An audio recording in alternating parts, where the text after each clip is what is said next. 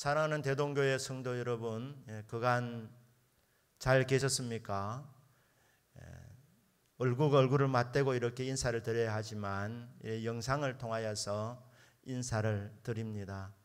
저는 또 성도님들의 또 기도 속에 평안과 또 쉼과 충전의 시간을 가질 수가 있었습니다. 모든 것 감사를 드립니다. 오늘 보라 내가 새 일을 행하리라, 이 말씀을 통하여서 이사야 43장 18절에서 21절 말씀, 우리 모든 성도님들에게 은혜가 되고 위로와 격려의 말씀이 되기를 주 예수님의 이름으로 축복합니다. 아멘. 이 말씀은 광야 생활하고 있는 이스라엘 백성들에게 주시는 약속의 말씀, 위로의 말씀입니다.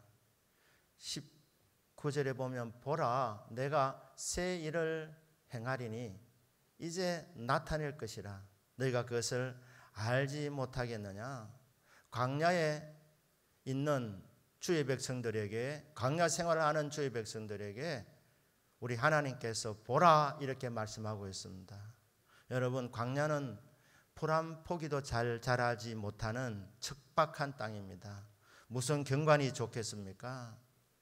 먹을 것 마실 것 부족한 땅이 광야이고 사막입니다. 그곳에서 하나님께서는 하나님을 바라보기를 기대하고 계십니다. 세상을 바라보면, 이 황폐한 땅을 바라보면 한숨밖에 나오지 않습니다. 왜 하나님께서 광야 생활을 주의 백성들에게 허락하시는가? 세상에 소망이 없음을 깨닫고 믿음의 눈을 열어서 하나님을 바라보도록 하려고 하심인 것입니다. 이 광야는 문자적인 광야일 수도 있지만 정신적으로 또 광야 생활을 할 수 있습니다. 이스라엘 백성들이 바벨론 나라의 패배를 당하여서 멀리 고향을 떠나 포로 생활을 하게 됩니다. 그게 정신적으로는 광야 생활입니다. 자유가 없는 생활, 예루살렘 성전이 무너졌기 때문에 이역만리에서 예배를 드릴 수 없다. 성전에 나갈 수 없다. 하나님 백성들과 교제할 수 없다. 참 외로운 땅입니다. 그리고 포로민으로 살아가는 이 억눌려 있는 삶, 정신적으로는 이게 광야 생활이고 사막 생활입니다. 근데 하나님께서 그 광야를 통과하는 자들에게 주시는 말씀이 세상 보지 마라. 세상 보면 실망한다, 낙심한다. 나를 바라보라. 그래서 19절 말씀에 보라, 주의를 환기시키는 말씀입니다. 나를 주목해라. 내가 누구냐?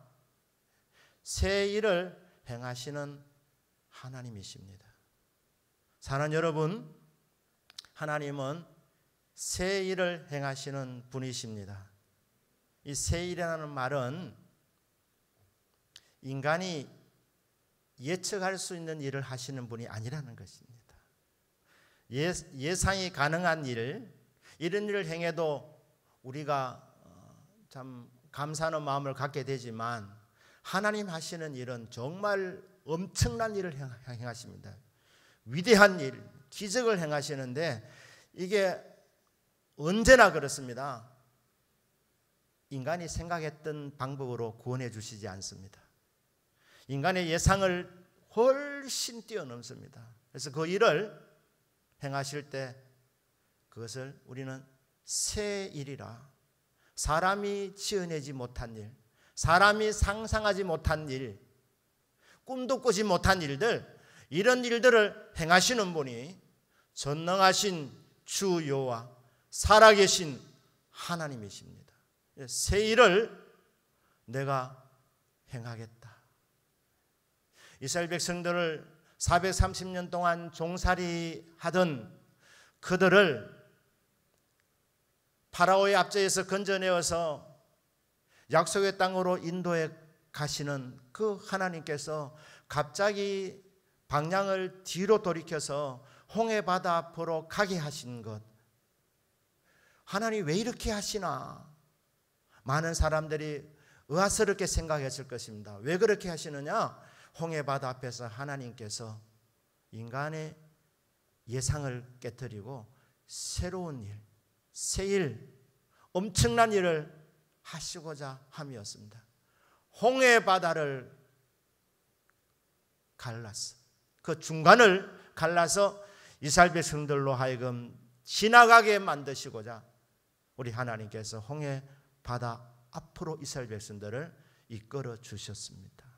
새 일을 행하시는 하나님. 바벨론에서 70년 포로 생활을 하는 그 생활을 광야 생활이라고 말씀하시고 하나님 말씀합니다. 내가 광야의 길을, 사막에 강을 내리니 장차 들짐승 곧 승냥이와 타조도 나를 존경할 것은 내가 광야의 물을 사막에 강들을 내어 내 백성 내가 택한 자에게 마시게 하실 것입니다. 광야에서 물을 내시고 광야에서 사막에서 강들을 내어서 주의 백성들 택한 백성으로 먹고 마시게 하시는 그 하나님, 이 일을 행하시고자 광야 생활을 허락하셨다.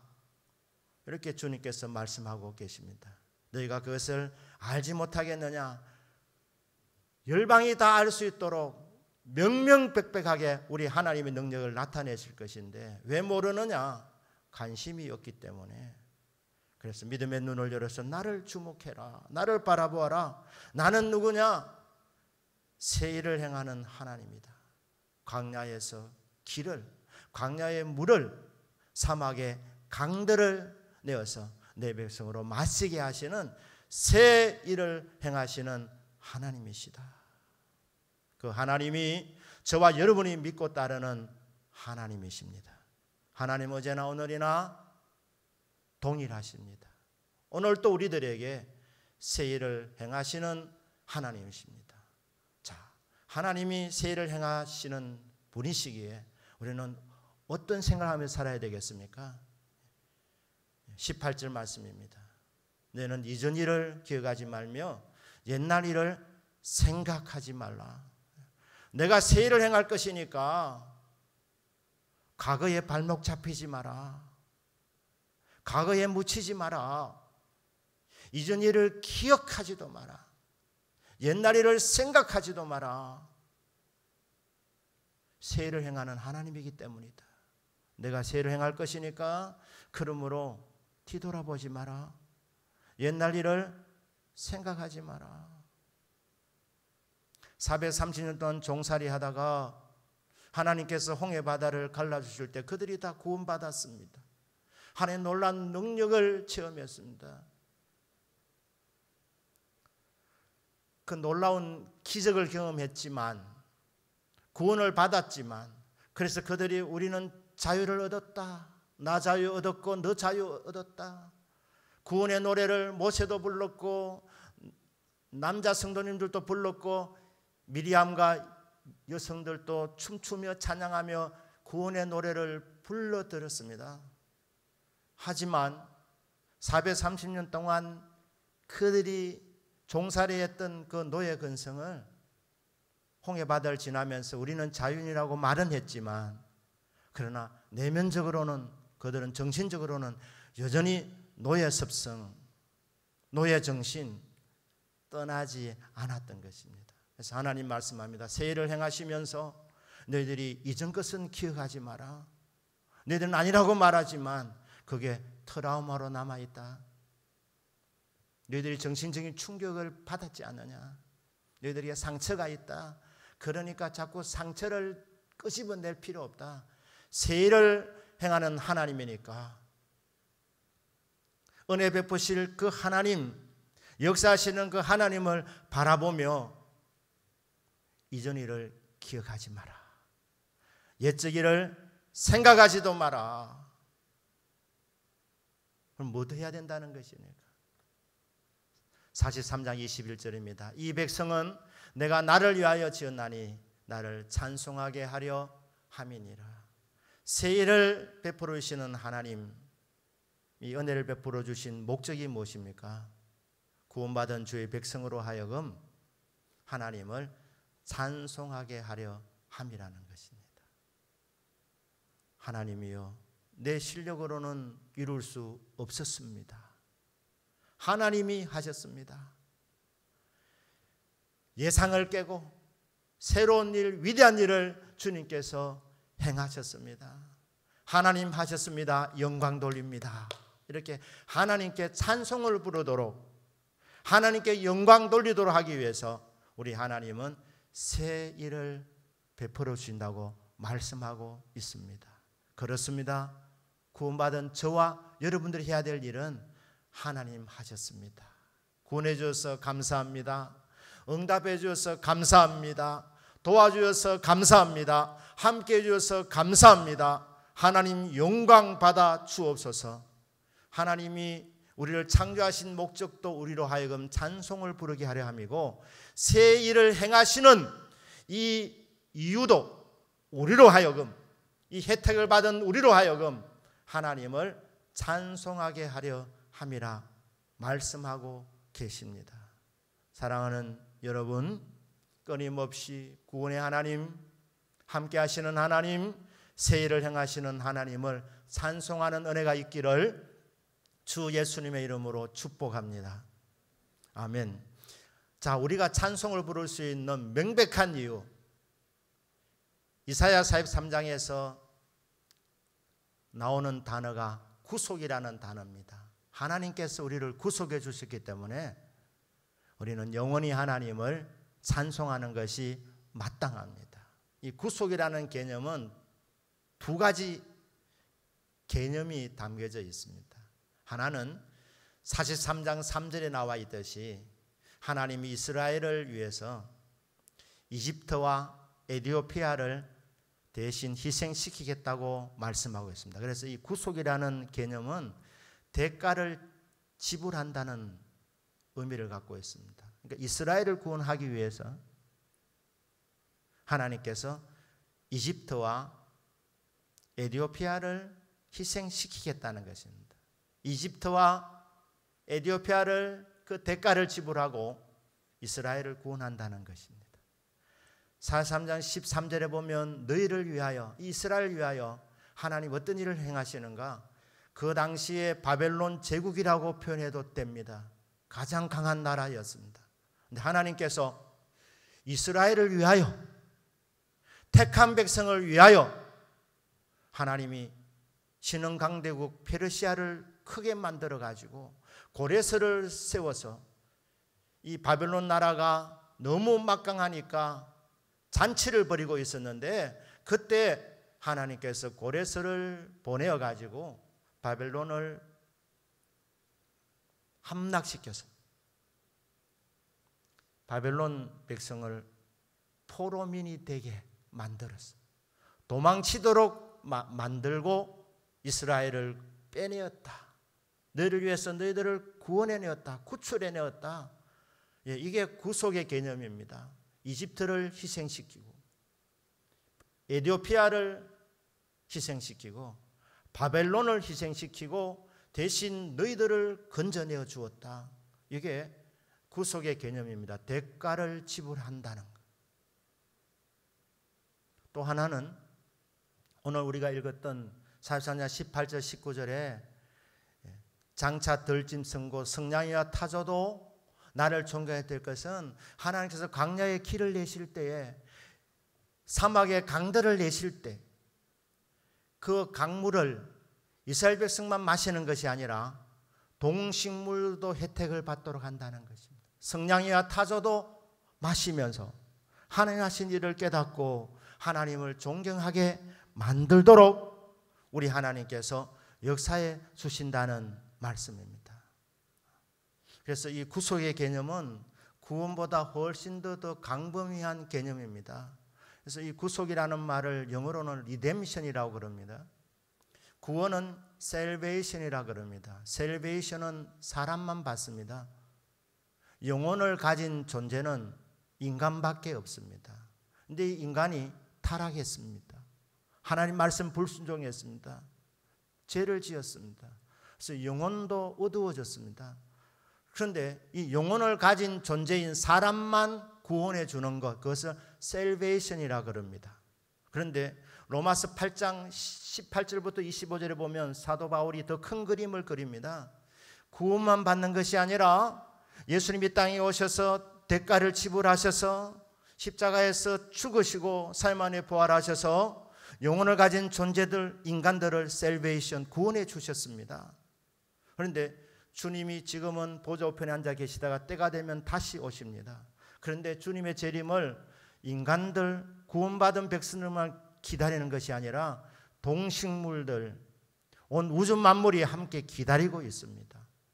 왜냐하면 인간이 이 땅을 오염시켰기 때문에, 죄가 땅을 오염시켰기 때문에 동식물들도 지금 탄식하면서 기다리고 있습니다. 하나님이 처음에 에덴 동산을 만들었을 때는 정말 오염이 없는 땅, 정말 좋은 땅이었습니다. 그런데 인간이 죄로 인하여서 이게 어두워졌습니다. 가시와 엉겅퀴가 나게 되었습니다.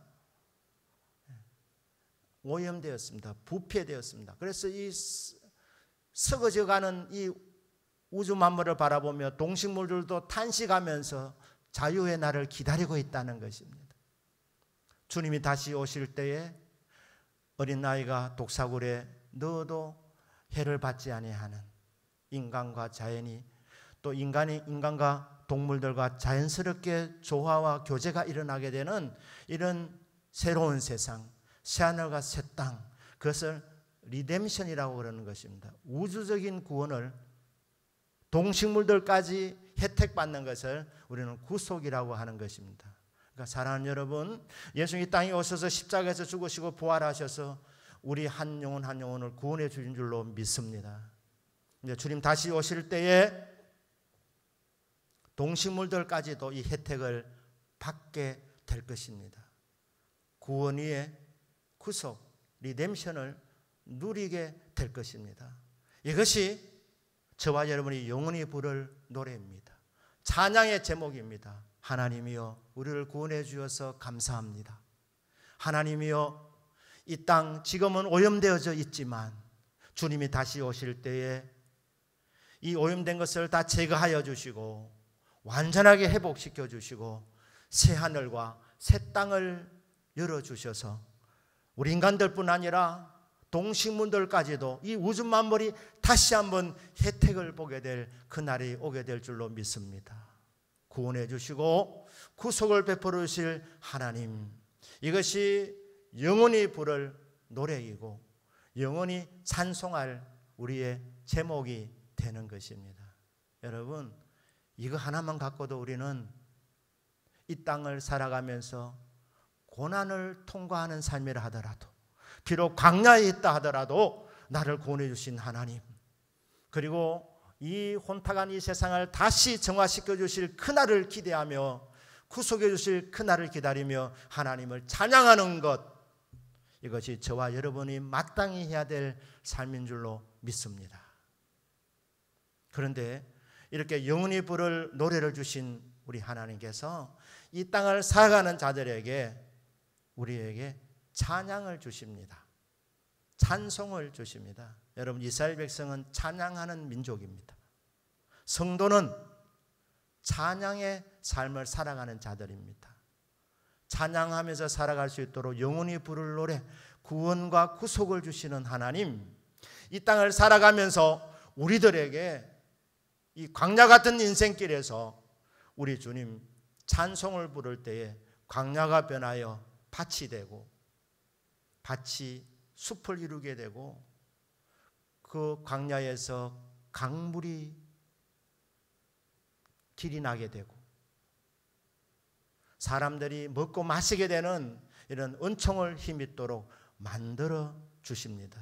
이 은혜를 우리가 경험하면서 하나님을 찬양하게 되는 것입니다. 사는 여러분, 구원과 응답과 도우심을 경험한 이후에 비로소 찬양할 것이 아니라, 여러분, 광야를 통과할 때 미리 찬송할 수 있는 믿음이 있으시기를 주 예수님의 이름으로 축복합니다. 다 응답 받고 나서 내가 찬양하리라 이것이 아니고 지금 광야를 지나가고 있는 이 시점에서 미리 찬양하는 것입니다.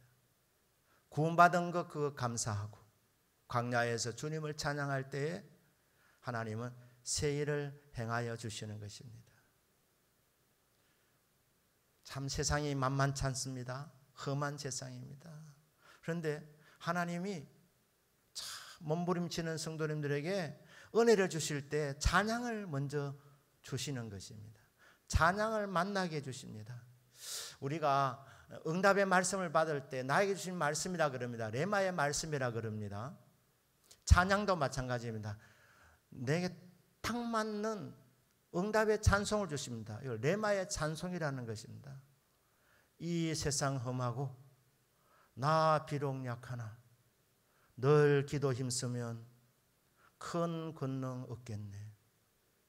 이 험한 세상에서 직장 생활을 하든 사업을 하든 무엇을 하든 만만치 않습니다. 세상은 험하고 이 세상을 헤쳐나가기에 나는 너무 연약한 존재입니다.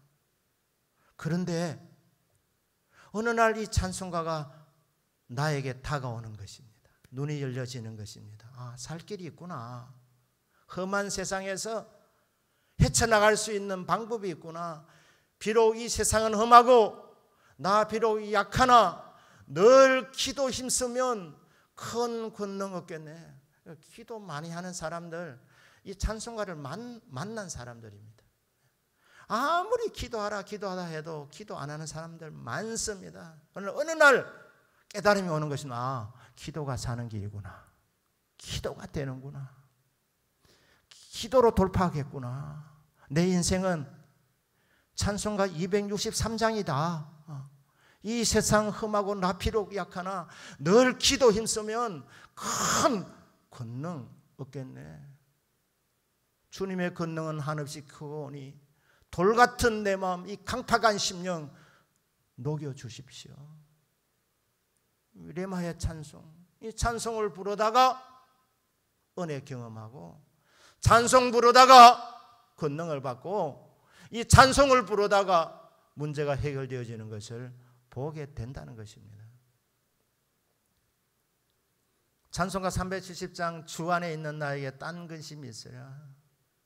여러분 6.25 사변을 지나가면서 우리나라 성도님들이 가장 많이 불렀던 찬송가가 이 찬송가 370장입니다. 이전 찬송가는 455장이었습니다. 주 안에 있는 나에게 딴 근심이 있으라. 그들이 피난 가면서 얼마나 근심 걱정거리가 많았겠습니까? 길 가다가 옆에 포탄이 떨어지는데 아이들 손잡고 가는데 이거 손 놓치면 아이와 이별할 수 있는 그런 상황. 보따리는 머리에 이고 아이들은 손을 잡고 그렇게 가는 그 길 앞에 언제 어디서 포탄이 떨어질지 모르는 그 상황 가운데서 성도님들이 뭐라고 찬송을 불렀습니까? 주 안에 있는 나에게 딴 근심 있으랴. 십자가 밑에 나아가 내 짐을 풀었네.